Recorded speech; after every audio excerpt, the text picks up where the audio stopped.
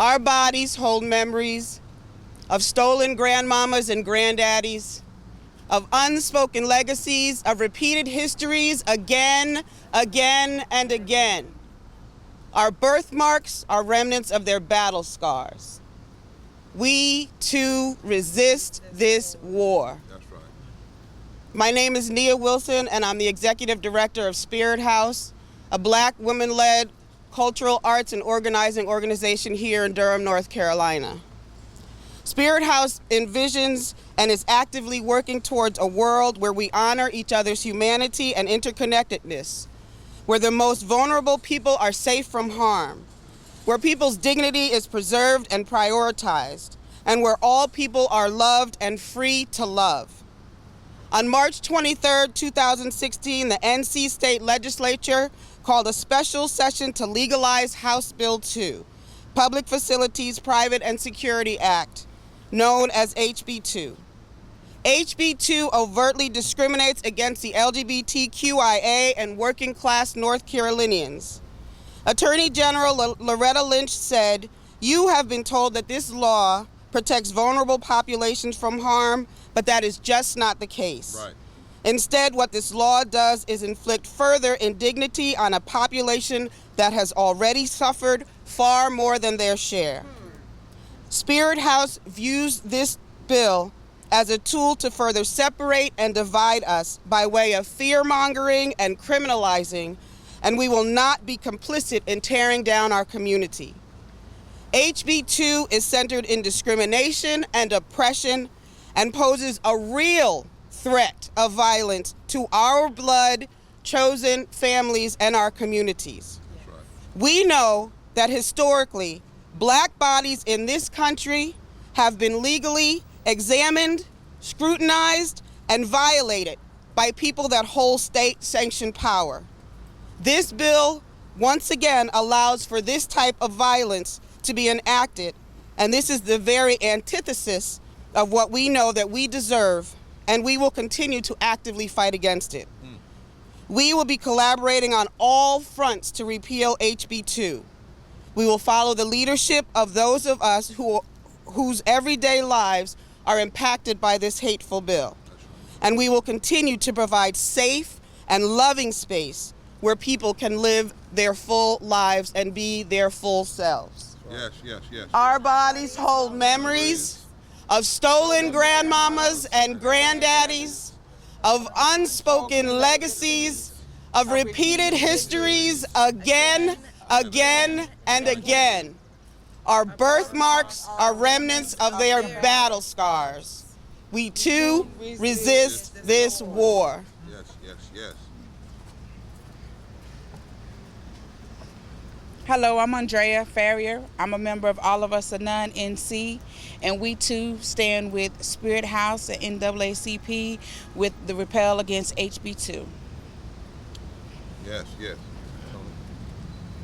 Come. Good morning. My name is Tony Quadraro. I am retired and I have lived in Raleigh for 10 years. A major reason my wife, Elena Saberio, and I decided to retire here was due to the social, legal, and educational economic progress that North Carolina enjoyed under Governors Sanford, Moore, Holshouser, and Hunt. Hate Bill 2 is a clever subterfuge to turn back the clock and suppress economic, social, and workplace progress, to deny identity and legal rights, to fight discrimination in state court, not only for members of the LGBTQ community, but all people.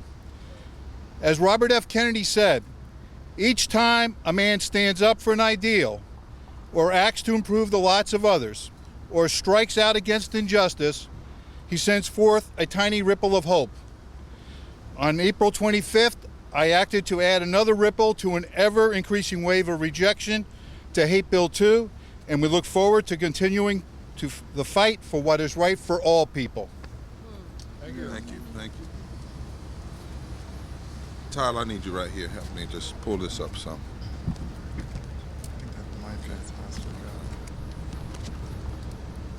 Nia, I want you to stand close to me, all of us, and because I wanted to be clear that we are not going to allow anyone to separate us. That's right. I want to share the 4 reasons we're here today, and then I want to do a little teach-in because it's important for us to understand what's really going on.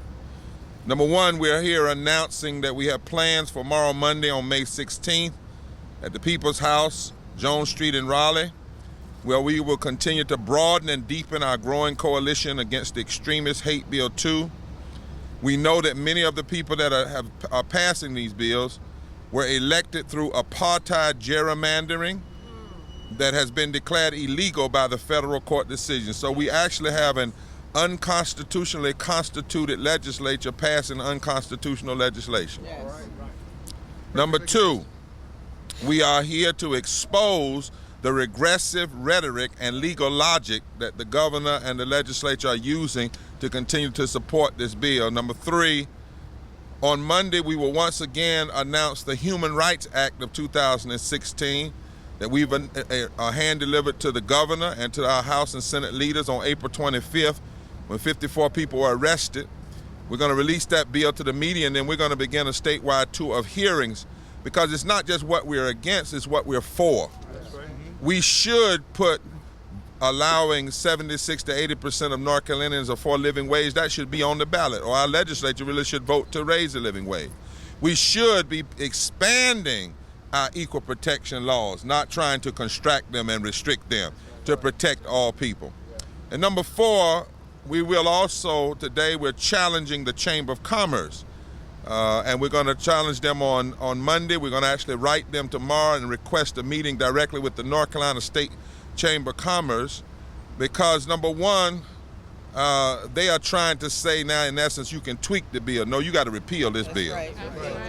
Number 2, we heard, I think it was Brother Albert, who's with the Chamber of Commerce, say that they have no opinion on living wage. Well, to have no opinion is to be against it. And we want to know why it is that the Chamber of Commerce in South Carolina stood up against that bill there. In Georgia, I just left, they stood up there. But what deal has been cut? What philosophical deal has been cut that our North Carolina State Chamber is staying on the sidelines? And why will they not come out clearly and call for, as other chambers have in the South, repeal of this hate legislation? Now, let me say this as a part of this teach-in. We are not the extreme left or the extreme right. We are the moral center. We are people who believe in our deepest constitutional values and our deepest religious values of equality and love and justice for all people.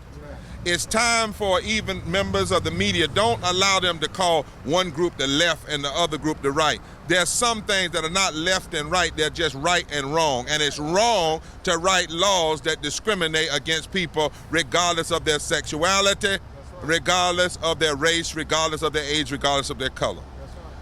This is the broadest, now can y'all hear me with that truck? Because I want to make sure. This is the broadest anti-racist, pro-racist, we are the broadest anti-racist, multiracial, and welcoming coalition in the nation. The Forward Together Moral Movement, over 200 organizations and 100 branches of the NAACP in our state conference. This bill is the worst anti-justice, anti-equality, anti-family, anti-children, anti-worker, anti-women, unconstitutional and irreverent attempt to legislate hate. This bill is not about protecting children and women. That's just the propaganda. The men who wrote this bill, the governor, McCrory, and Moore and Berger, they tacked on to the first part of the bill that attacks our brothers and sisters and friends and members of the human family in the LGBT community. They put that out there, and then they added to that an attack on all working people of North Carolina. Then they added to that an attack on all people of North Carolina who are protected under the 14th Amendment and our own equal protection under the law legislation. And then they, in addition to that, in the third section of the bill, they stole the right for women, people of color, disabled people, veterans, religious people, to sue their employers when they believe they've been discriminated against in the state court. This bill represents a triune evil, triune hate. It is state-sponsored discrimination. It is state-sponsored discrimination against the LGBTQ community. It is state-sponsored discrimination against working poor people. It is a racist bill because black and brown people are the largest number of people who are making less than a living wage. It is a sexist bill because women are also the largest number of people that make less than a living wage. And it is state-sponsored discrimination because it works against every protected class that is covered. Disabled people, heterosexual people, religion, class, race, age, national origin. All of those represent the protected class. And this is the way we should be talking about this bill. It represents triune hate. This is also about November politics. Yep. Let's be clear about this.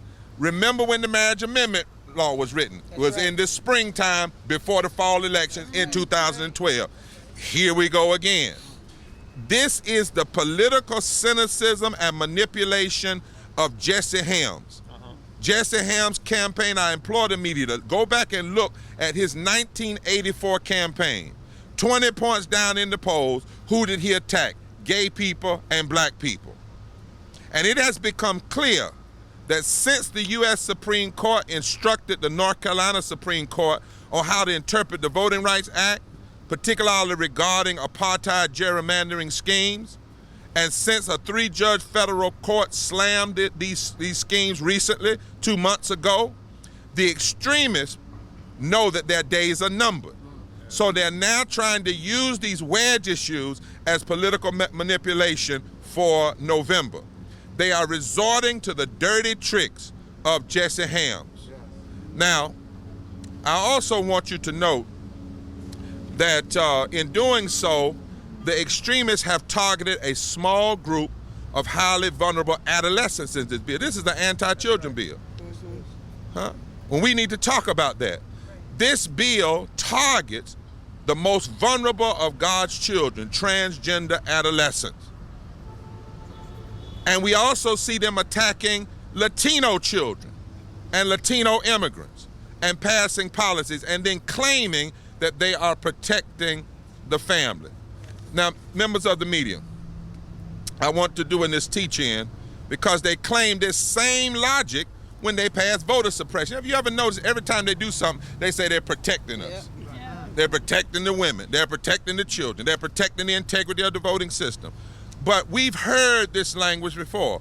What they are trying to protect is their political position. That's right. And they use the tactics of Jesse Helms and the old Southern strategy that says if you want to protect power in the South, you pit people against one another. Now, my friends, these tactics are dangerous. They're dangerous. They're not just bad policy, they're dangerous, and they're old. I want to hand to the media today a copy, one page, the 4th chapter out of the expose that was done called The Ghost of 1898. Now I want the media to get a copy of this because on this page you will see a cartoon. Let me read to you what it says. To achieve victory in 1898, the radical Democrats applied to irrational passions. They used, let me make sure that truck is moved. They used sexualized images of black men and their supposedly uncontrollable lust on white women. And the cartoon here shows a black man looking like a vampire. He's called Negro Rule, and his hands are reaching out and grabbing vulnerable white women in the corner. This is dangerous to suggest that what they're trying to do is protect women and children from the transgender community. Not only is it dangerous, it's disturbing. McCorry says that he needs the courts to speak. The courts have already spoken. That's right. Yep. The courts have already spoken. The court spoke in a case that went to the 4th Circuit, and they spoke, and that's why Loretta Lynch made the decision she did. That case was called, let me read it for you. It was in the Federal Court of Appeal. And the case was called GG versus Gloucester County School Board. Members of the media, the courts have already spoken. That's right. Now, lastly, in fact, let me read what the court said. All students, including transgender students and students who do not conform to sex stereotypes, are protected from sex-based discrimination under Title 9. Under Title 9, a recipient generally must treat transgender students consistent with their gender identity in all aspects of the planning, implementation, enrollment, operation, and evaluation of single-sex classes. The courts have already spoken. This is a frivolous lawsuit. Lastly, what is also disturbing is the language that McCrory, Berger, and Moore are using. It's almost like watching the History Channel. McCrory claims there's no connection to what he's doing and the tactics that he's using. There's no connection to what happened to black people in the past. Yes, there is, Governor. What you're talking about is a distinction without a difference, or a difference without a distinction. Because the language you're using sounds like Strom Thurmond in 1954, when he accused the federal government of radical reinterpretation of the Constitution. He blamed the federal government for being outsiders, or when George Wallace, standing in the door of a university, said these words. He says the federal government is engaging in federal interference. Our governor is just saying bullying, but it's basically the same words. The only difference is he can't count on the fear and the prejudice to win the admiration and support of his constituencies, because the majority of North Carolinians oppose this hate bill. That's right. Yep. We have to write a different story in North Carolina than the story that was written in the past. That's what Loretta Lynch was saying. When our governor says that the federal government is interfering, when he says they're bullying, that's almost exactly the same kind of language that was used by Southern governors in the past. So we stand against this bill. We care about all children.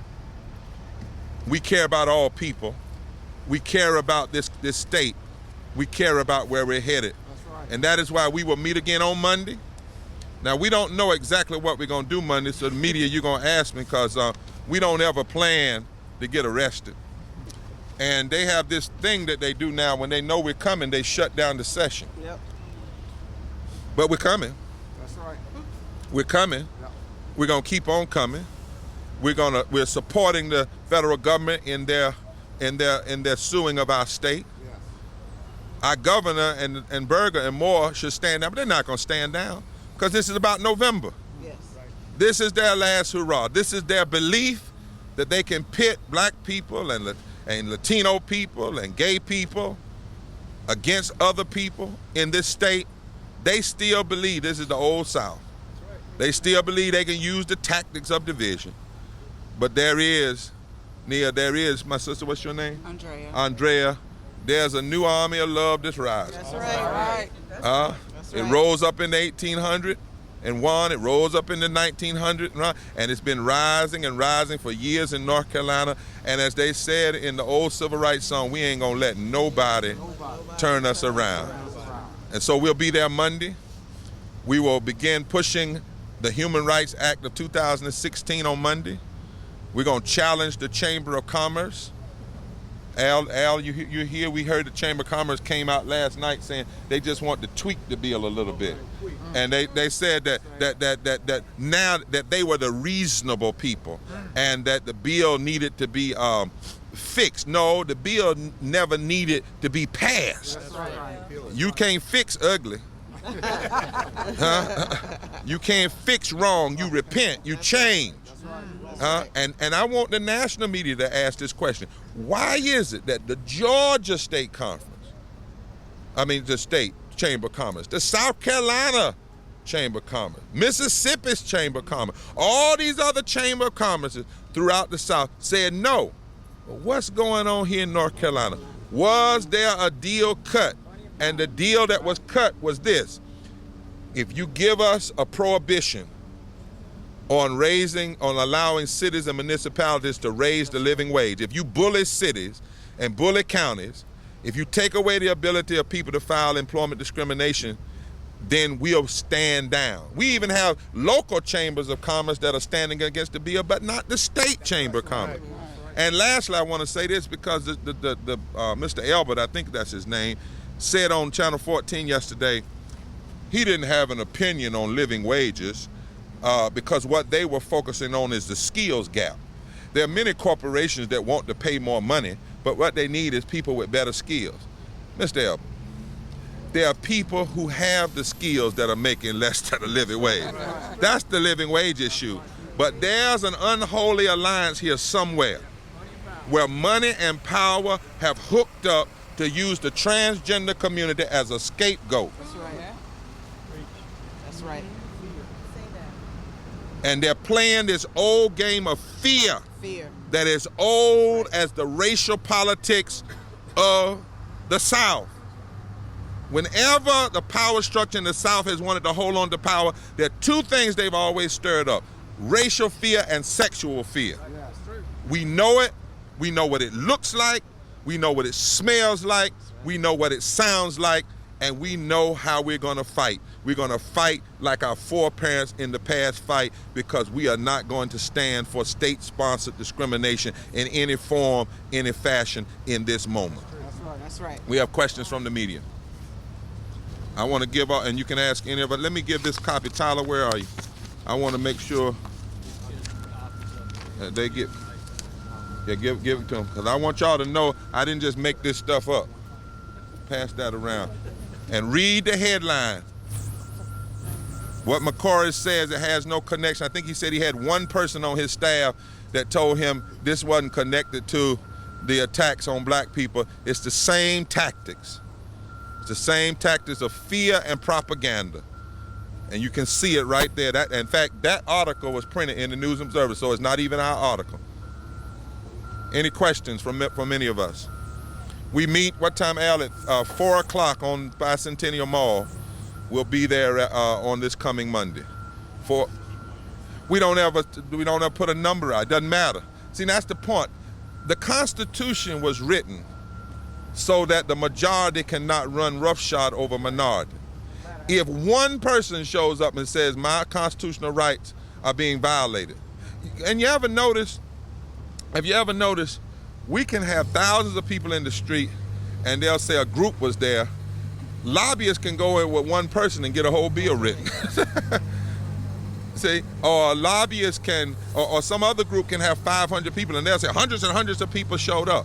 The reality is we're coming in all of our diversity, and we pray that the media, see, this is not whether, even if a majority of people supported this bill, it's still unconstitutional.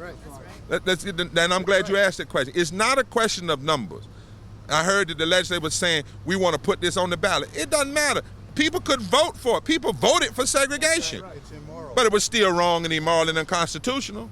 So it's not an issue of numbers. It's constitutionality, our deepest religious values. This bill is morally indefensible, it's constitutionally inconsistent, and it's economically insane. And it's not even about them winning. They know they're going to lose. They know that ultimately the court's going to rule against them. That's not what they wanted. They wanted the headlines, because they're trying to use the tactics of Jesse Helms to manipulate the electorate for November. And they're mad that we're calling it out and we're exposing it and showing that this is an old line of attack. Sexual fears, racial fears. Sexual fears, racial fears. And we asked the media to look at it, connect it to, they've attacked women, they've attacked voting rights, they've attacked the Latino community, they've attacked the LGBT community, they've attacked all the communities that they think can stir, and this is nothing but, it's really kind of, and it's interesting that the number one attacker in the country right now, even he got enough sense not to do that, and that's Donald Trump. Donald Trump and President Obama actually on the same page on this one. But again, what did McCory say? He said, this is Obama and Lynch. He didn't even do enough homework to say the courts have already spoken on this. The courts have already spoken. So we won't give a number, but we know we'll be coming. Any others? Any other questions? Did everybody get that cartoon? I wanted to make sure, because it's not a cartoon, it's a racist cartoon. What do you call them? Well, it was an article, right? Yeah, a character, propaganda. Propaganda. Now we are going to email this bill out called the Human, Al, where's Al? You have a copy of it? Huh?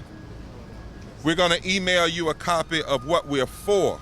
It's come here, Al, what is the Human Rights Act of 2016, where we're saying, and this Human Rights Act is the exact opposite of everything in this bill. So that as you report, it's not just what we're against, it's what we're for. We want North Carolina to be true to what North Carolina has said on paper. We are supposed to be a state where the weak grow strong and the strong grow great by embracing and uplifting the weak. We're supposed to be one North Carolina, not a white North Carolina, a black North Carolina, an LGBTQ North Carolina, a straight North Carolina. We're supposed to be one North Carolina, and currently our governor and the legislature, they are dividing this state, and it's dangerous, it's regressive, it's immoral, it's unconstitutional, and we're going to stand against it. Thank you so much.